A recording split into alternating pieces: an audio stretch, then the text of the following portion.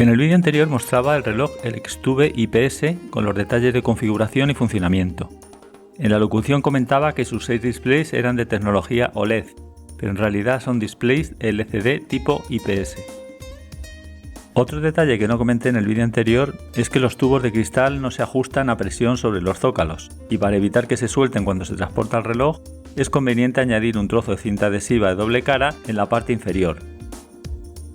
Esta cinta que muestro en el vídeo es muy flexible, tiene mucha adherencia y se puede despegar sin dejar residuos. Una de las cosas que se echa de menos en este reloj es que no muestra los puntos separadores de las horas, minutos y segundos. He hecho varias pruebas para intercalar los puntos, pero todas ellas de forma pasiva, utilizando como fuente de luz la iluminación RGB trasera de los 6 tubos. La idea era montar algo sencillo y que se pudiese desmontar sin tocar nada del interior. He hecho 2 soportes con pelea de color negro de la altura de los zócalos sobre los que se encajan los tubos de cristal. Los 2 soportes los fijé al cristal con cinta adhesiva de doble cara en la parte trasera de los tubos. Una pieza va pegada entre los tubos de las unidades de hora y la decena de minutos y la otra entre los tubos que muestran las unidades de minutos y la decena de segundos. Luego hice un diseño con la CNC para insertar una placa reflectora en la parte trasera, pintando los 2 puntos en color negro. Hice pruebas utilizando metacrilato transparente y plástico blanco. Así es como queda con los metacrilatos transparentes, en un entorno poco iluminado. Esta es una fuente de caracteres que he hecho que simula los antiguos tubos Numitron. Con los plásticos de color blanco la reflexión de la luz trasera es mucho mayor, pero en ambos casos no queda bien y el aspecto del reloj es bastante feo. Al final hice 2 piezas pequeñas con PTG de color blanco que soportan los 2 puntos en forma de cono. Luego pinté con rotulador indeleble de color negro el soporte y el frente de los conos y así es como queda. La luz de los tubos ilumina los laterales de los conos y de frente destacan mucho más los puntos negros. Así es como se ve ahora con luz natural. En la revisión que hice del reloj con el firmware de fábrica me di cuenta que la gestión de sus pulsadores era muy confusa y además se le podría sacar más rendimiento al SP32 que utiliza como procesador. Buscando en el repositorio GitHub encontré 2 versiones de firmware muy elaboradas que podían ser compatibles con este reloj. Revisando el código de ambas versiones comprobé que ha colaborado mucha gente en este desarrollo, pero la actualización final proviene del mismo autor. Pronunciado en español es Alhaz Ogrin. En un repositorio está la versión 0.3 y en la otra la versión 0.7. En ambas versiones esto es lo que cambia con respecto al firmware original. La configuración con los pulsadores es extremadamente sencilla, porque la hora se ajusta automáticamente por internet y siempre realiza los cambios al pulsar, no al soltar los pulsadores. El reloj sincroniza la hora a través de un servidor NTP, pudiendo conectar con cualquier router Wi-Fi que disponga de la opción WPS. El reloj detecta respuestas del servidor NTP erróneas y no se actualiza con la hora errónea. La versión 0.3 del firmware permite también escribir el SSID y password de la red Wi-Fi dentro del propio firmware. La versión 0.7 solo permite la conexión WPS, pero este sistema es más seguro porque las credenciales de la red Wi-Fi no son visibles al leer el archivo binario, es decir, el firmware. Por otra parte, con la conexión WPS es posible cambiar la red Wi-Fi sin tener que modificar el firmware. El reloj también detecta su ubicación a través de Internet, para así poder seleccionar de forma automática su zona horaria y mostrar la hora local, corrigiendo el offset horario tanto de verano como invierno. Las imágenes con los números son archivos BMP de 24 bits.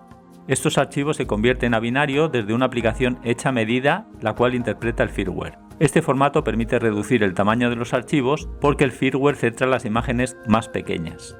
La cabecera de los archivos binarios que genera este conversor de imágenes es de 6 bytes.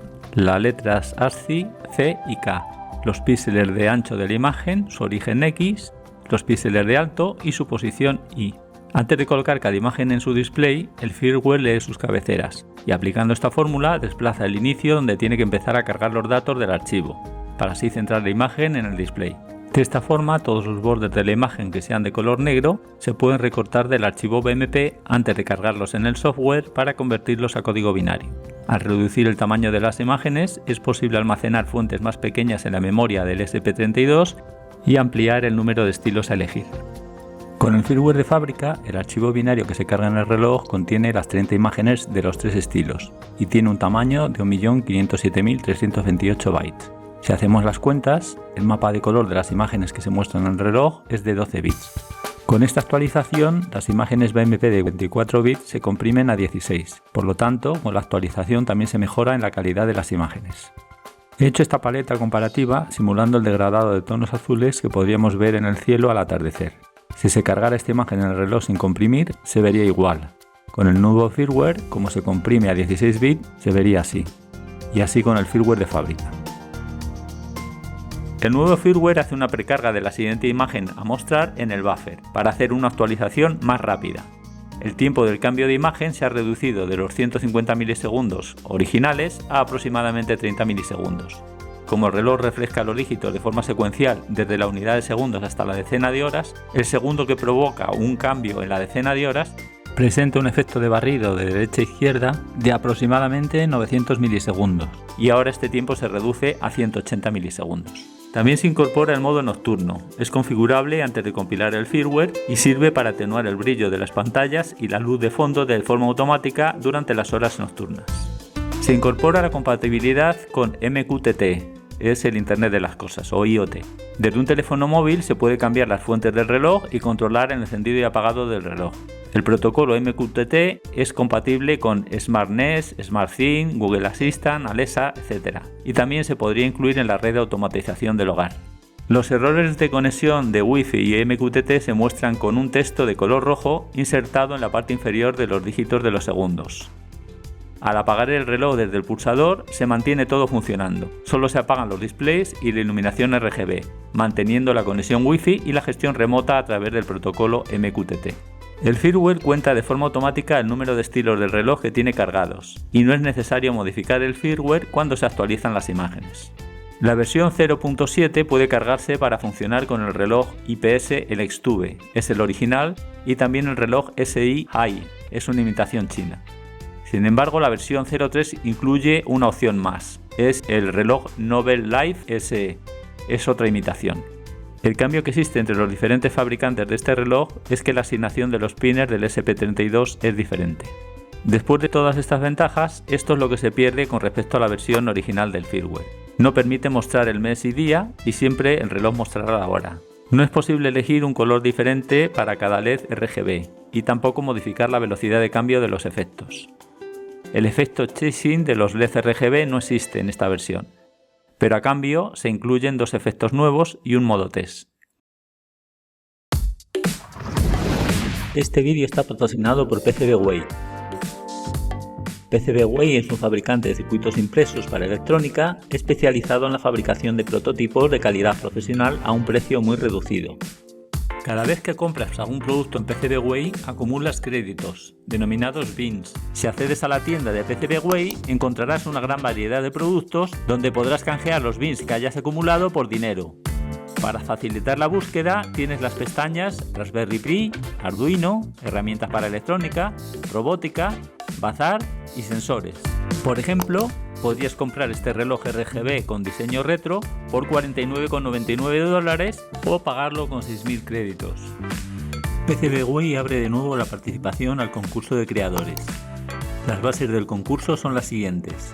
El diseño debe ser original y tiene que presentarse antes del 16 de enero de 2024. Los derechos de propiedad intelectual de los proyectos pertenecen a los participantes. Se abren dos temas de este concurso, diseño electrónico y diseño mecánico. Cada participante puede presentar más de un proyecto. Si tu proyecto incluye un diseño electrónico y mecánico a la vez, puedes elegir cualquiera de los dos temas para participar en el concurso. Cada entrada debe incluir el archivo de diseño original. Si es electrónico, debe incluir el diseño del PCB, y si es mecánico, se debe incluir el diseño 3D. Es recomendable entregar todos los archivos relacionados con el proyecto, como los Gerber, Boom, esquema, diseño, código, archivos de diseño 3D, etc., con el fin de que se puedan compartir y que los jueces puedan valorar mejor tu idea. Para participar, haz clic en el botón Participar ahora de la página del concurso. Una vez que PCBWay revise y apruebe tu proyecto, se te asignarán 500 bins en tu cuenta de PCBWay, los cuales podrás canjear en la tienda por un Raspberry Pi Pico. El derecho final a participar pertenece a PCBWay. Si tienes alguna pregunta, deja un comentario. Además del premio por la participación, PCBWare repartirá un total de 16 premios. Un primer premio al mejor proyecto, 2 segundos premios, 3 premios para los clasificados como terceros y 10 premios más para los proyectos más populares. Antes de tocar el firmware del reloj, es muy importante disponer de un archivo de respaldo por si algo falla. En el vídeo anterior os mostraba los detalles de todo el proceso. Lo único que tendría que añadir es que en lugar de hacerlo a 115.200 bits por segundo, lo hagáis a 921.600. El SP32 funciona perfectamente a esa velocidad y así el tiempo que tardará será inferior a 1 minuto. He hecho este resumen para simplificar todo el proceso de configuración que hay que hacer en el IDE de Arduino para que sea compatible con el nuevo firmware que vamos a cargar. El primer paso sería cargar las librerías del SP32 en el IDE de Arduino. En la pestaña Archivo Preferencias habría que desplegar el gestor de URLs para comprobar si ya tenemos o no el link que apunta a las librerías de Espressif. Si no estaba en la lista, habría que añadir la URL y ya está. El segundo paso es acceder al gestor de tarjetas desde el menú Herramientas Placa. Cuando finalice la carga de datos, escribir en la línea superior SP32. Buscar SP32 pero de Espressif. Aunque tengáis instalada esta librería, es importante actualizar a la versión 1.0.6. Yo tenía instalada la última versión, que es la 2.0.11, y me costó mucho tiempo encontrar el problema. Con la versión 2.0.11, al compilar aparecían errores en algunas instrucciones del Wi-Fi y también en la librería tft/espi. Para que sea posible cargar las imágenes en el reloj desde el IDE de Arduino, es necesario incluir el archivo sp32fs.jar dentro de la carpeta Tool de la instalación. Este es el link de descarga de la versión 1.1, porque la versión 1.0 no funciona. Y accediendo a este link tenéis más detalles del lugar donde hay que copiar el archivo. Después de copiar el archivo y reiniciar el IDE de Arduino, tendría que aparecer la opción SP32 Sketch Data Upload. Si la versión del archivo es la correcta, al hacer clic aparece una ventana con un desplegable que muestra las 4 opciones. Las imágenes de reloj son los archivos binarios que se encuentran en la carpeta Data del programa ElexTubeX. Para cargar estos archivos en el reloj, habría que seleccionar la opción SPIF. Las imágenes de reloj contienen los diferentes estilos de las fuentes numéricas que se utilizan para mostrar la hora. Estas imágenes se pueden actualizar cuando se quiera y no es necesario volver a cargar el firmware. Lo siguiente sería instalar estas 7 librerías, seleccionando el nombre y comprobando que sea el mismo autor. Las versiones que se utilizan en el desarrollo son las que están entre paréntesis, pero yo he actualizado todas a la versión más alta y no he tenido problemas.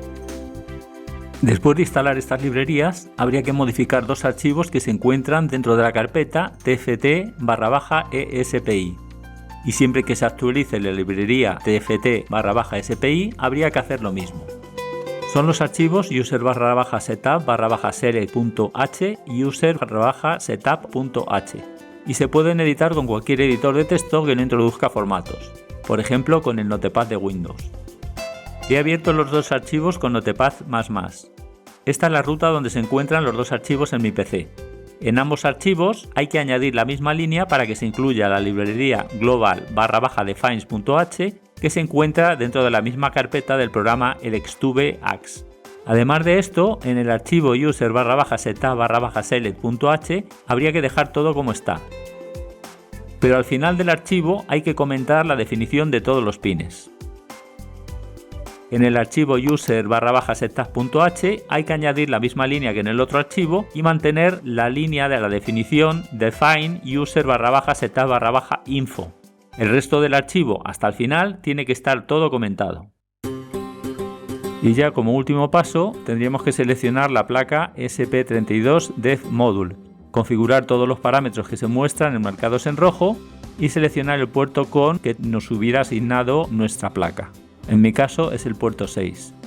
Esto se puede comprobar si el reloj responde al hacer clic en la opción Obtén información de la placa.